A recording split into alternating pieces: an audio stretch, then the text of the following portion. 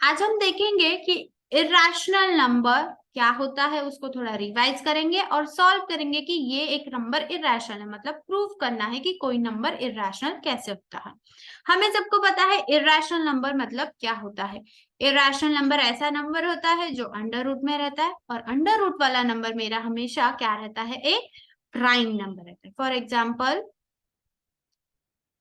Under root 2, 5, 3, 7 हमें पता है। अल्सो ये नंबर क्या रहता है, non recurring and non terminating. मतलब क्या, ये टर्मिनेट नहीं होता, इसका रिमाइंडर कभी भी 0 नहीं आता है। और नॉन रिकरिंग मतलब क्वोशंट जो रहता है वो रिपीटेडली नहीं रहता है, क्वोशंट इसका हमेशा आंसर अलग अलग रहता है, ये हमने देखा हुआ है।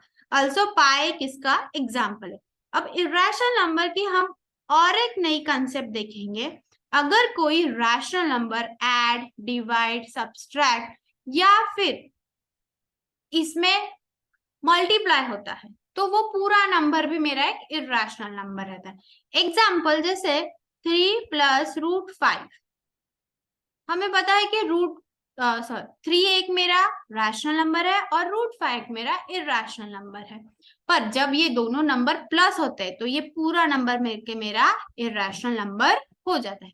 वैसे ही मैं सब्सट्रैक्शन में भी होता है, सेम मेरा मल्टीप्लिकेशन में भी होता है और डिवीजन में भी होता है। तो कभी भी याद रखना, हमें क्या याद रखना है, अगर कोई रैशनल नंबर में irrational number plus divide multiply कुछ भी हो, वो पूरा नंबर मेरा इरेशनल नंबर होता है। तो इसी के बारे में हम क्वेश्चन सॉल्व करेंगे कि हमें प्रूव करना है कि कोई भी नंबर रैशनल नहीं है, ये एक इरेशनल नंबर है। जैसे कि यहाँ पे अभी क्वेश्चन दिया हुआ है कि 3 + 2√5 इज अ रैशनल नंबर, ये मुझे प्रूव करना है। इसके लिए मैं फॉलो करूंगी कॉन्ट्राडिक्टरी मेथड। कॉन्ट्राडिक्टरी मतलब क्या है कि उसके अपोजिट मुझे अज्यूम करना है। इरेशनल के अपोजिट क्या है मेरा, रैशनल नंबर। तो मैं क्या अज्यूम कर रही हूँ, लेट मैं बोलूंगी कि 3 + 2√5 क्या है, मेरा एक रैशनल नंबर है। ये मेरा रैशनल नंबर है, ये मैंने कॉन्ट्राडिक्टरी स्टेटमेंट लिख दिया। अब रैशनल नंबर है मतलब मैं क्या लिख सकती हूँ कि ये पी क्यू के फॉर्म में है। तो मैं ऐसे लिख सकती हूँ कि is equal to a and a divide by b. अब मुझे यहाँ पे लिखना होगा, क्या लिखना होगा, a and b are coprime numbers, coprime numbers. A और बी मेरे को प्राइम नंबर्स है, और where b is not equal to 0। Coprime numbers मतलब क्या, इन दोनों का कॉमन फैक्टर एक भी नहीं है, इनका कॉमन फैक्टर सिर्फ 1 है और कोई दूसरा नंबर कॉमन फैक्टर में नहीं है। हम उनको बोलते हैं को प्राइम, और ये एक दूसरे से भी डिवाइड कभी नहीं होते हैं।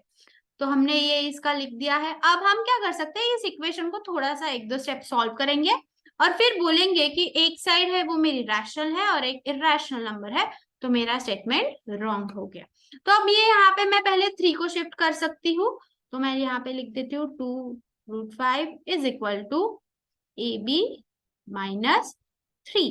अब ये 2 मल्टीप्लाई है, दूसरे साइड जाके शिफ्ट करेंगे तो हम ये डिवाइड में लिखते हैं। तो मैं यहाँ पे इसको सॉल्व कर देती हूँ, a-3b क्रॉस मल्टीप्लीकेशन से सॉल्व किया है अपॉन b। अब ये 2 क्या हो जाएगा, दूसरे साइड जाके मल्टीप्लाई, तो नीचे डिवाइड होता है तो नीचे लिख सकते हैं हम 2b। अब ये मुझे इक्वेशन मिल गई है। अब मैं क्या लिख सकती हूँ कि a माइनस, क्या लिख सकती हूँ, a-3b अपॉन 2b। ये नंबर मेरा क्या है, एक रैशनल नंबर है, रैशनल नंबर है। बट इस अगर ये रैशनल है मतलब क्या, मेरी एक साइड रैशनल है, left hand side is equal to right hand side मुझे पता है। अगर मेरे एक साइड रैशनल है तो दूसरी भी इरेशनल है। सो इसी के बेसिस पे मैं क्या लिख सकती हूँ कि √5 भी मेरा क्या है, रैशनल नंबर है। कौन से बेसिस पे लिखा कि मैंने a-3 भी अगर रैशनल है तो मेरा √5 भी रैशनल नंबर है। But our assumption is wrong, क्यों, क्योंकि मुझे पता है 5 रूट में है और 5 एक मेरा प्राइम नंबर है, तो वो कभी भी रैशनल नंबर हो नहीं सकता, वो एक इररेशनल। तो हमें बस लिखना है our assumption is wrong, is wrong. So root 5 is irrational number. I hope आपको ये समझ में आया हो। बहुत ही आसान है क्वेश्चन सॉल्व करना, बस कुछ स्टेप्स हमको याद रखनी है। पहले कॉन्ट्राडिक्टरी स्टेटमेंट बनाना है कि एक रैशनल नंबर है, फिर एक दो स्टेप में उसको सॉल्व करना है और फिर लिखना है कि हमारा स्टेटमेंट जो था वो रॉन्ग था। इसी तरह से हम और एक क्वेश्चन इसी का सॉल्व करके देखते हैं। अब यहाँ पे कैसे है, मुझे फर्स्ट क्वेश्चन देखो, फर्स्ट में मैं क्या लिखूंगी, सेम उसी तरह से लिखूंगी। अब फर्स्ट क्वेश्चन यहाँ पे क्या दिया हुआ है कि 1 डिवाइडेड बाय अंडर रूट 2। अब मुझे पता है, मैंने पहले बताया हुआ है कि डिवाइड में भी रहा तो भी वो नंबर क्या है, पूरा इरेशनल। रैशनल नंबर 1 है बट अंडर रूट 2 क्या है मेरा, इरेशनल है, तो पूरा नंबर मेरा इरेशनल। सेम उसी तरह से लिखेंगे हम इस क्वेश्चन को कि late assume 1 upon under root 2 is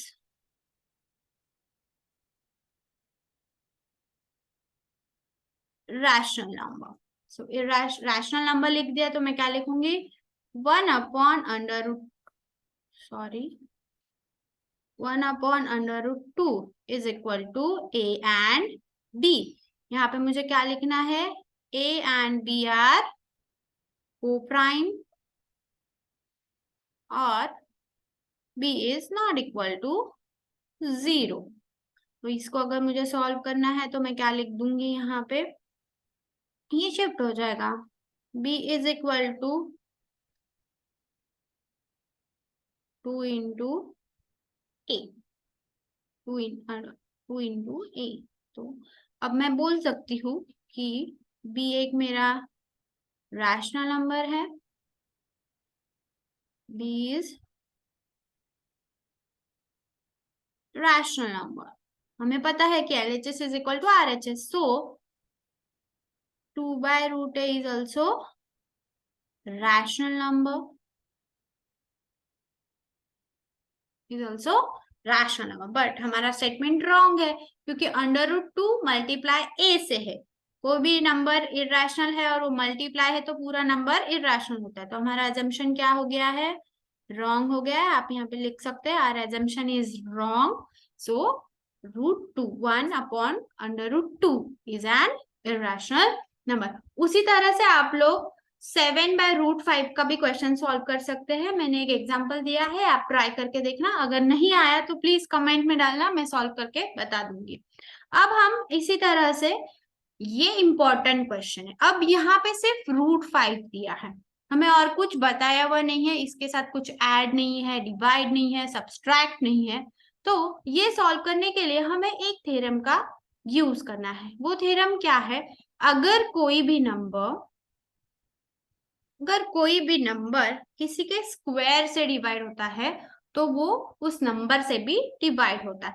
जैसे कि मैंने यहाँ पे लिखा है 24, अगर 24 2 के स्क्वायर से डिवाइड होता है, मेरा 2 का स्क्वायर क्या है 4, तो 24 4 से डिवाइड होता है तो 24 2 से भी डिवाइड होता है। ये स्टेटमेंट का यूज करके मुझे ये इक्वेशन सॉल्व करनी है। आई होप आपको ये थ्योरम याद रहेगी कि कोई नंबर अगर स्क्वायर से डिवाइड होता है तो वो नंबर उस नंबर से भी डिवाइड होता है। तो हम जैसे पहले सॉल्व कर रहे थे वैसे ही सॉल्व करना है। मुझे कॉन्ट्राडिक्टरी स्टेटमेंट बनाना है, लेट अज्यूम, क्या अज्यूम करूंगी मैं, under root 5 is rational number. मैंने क्या अज्यूम किया है, under root 5 is a rational number.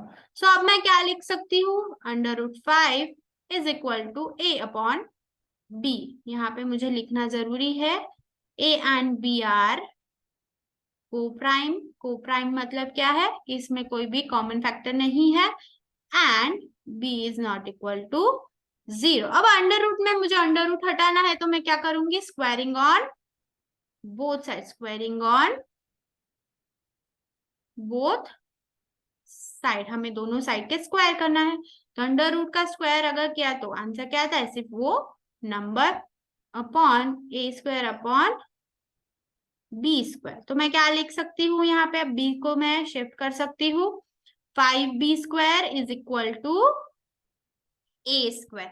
अब हम देखो, हम क्या बोल सकते हैं कि मैं 5 को ए स्क्वायर से डिवाइड कर सकती हूँ। इसका मतलब क्या है, मैं सिर्फ 5 को ए से भी, 5b को ए से भी डिवाइड कर सकती हूँ, या सिर्फ 5 को मैं ए से डिवाइड कर सकती हूँ। मैं क्या लिख सकती हूँ यहाँ पे, मैं सिर्फ 5 को ए से भी डिवाइड कर सकती हूँ। तो यहाँ पे मुझे वो थ्योरम लिखना पड़ेगा, 5 is divided by A square.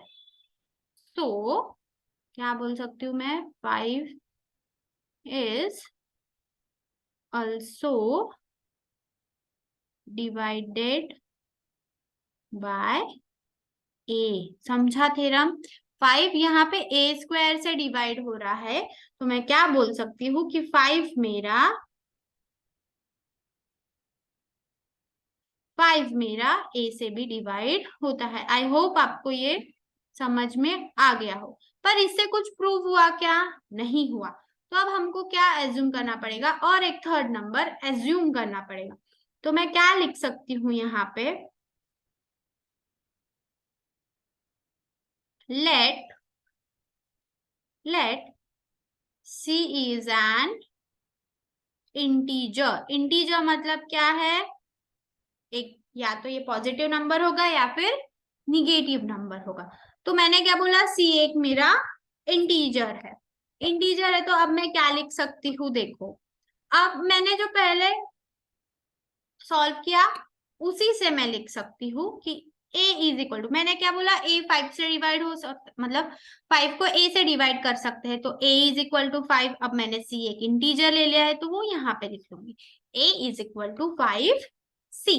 अब मैं इन दोनों को क्या करूंगी, स्क्वायर, दोनों को क्या करूंगी, square, squaring on both side, हम दोनों साइड पे इनका स्क्वायर कर लेंगे। अगर स्क्वायर करेंगे तो क्या हो जाएगा, a square is equal to 5 bracket c square, a is equal to 5 bracket c square. हम यहाँ पे देखते हैं, अब ए स्क्वायर मतलब क्या है मुझे बताया, ऊपर हमने यहाँ पे लिखा है, यहाँ पे लिखा है मेरा ए स्क्वायर मतलब क्या है, 5b square.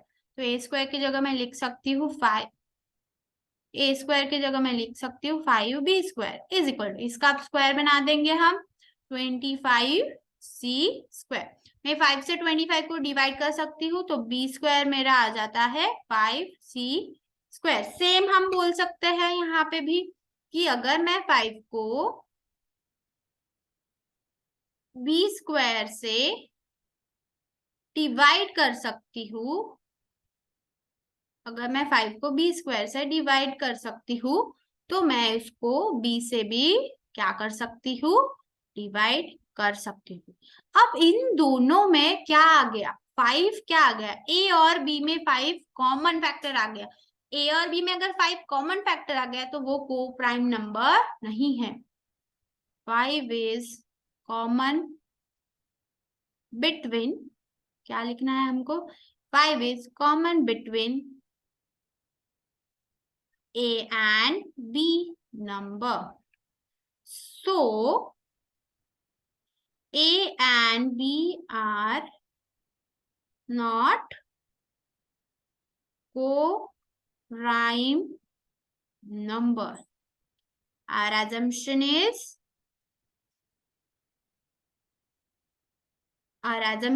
wrong. So root 5 is an irrational number. नीचे लिखना है our assumption is wrong.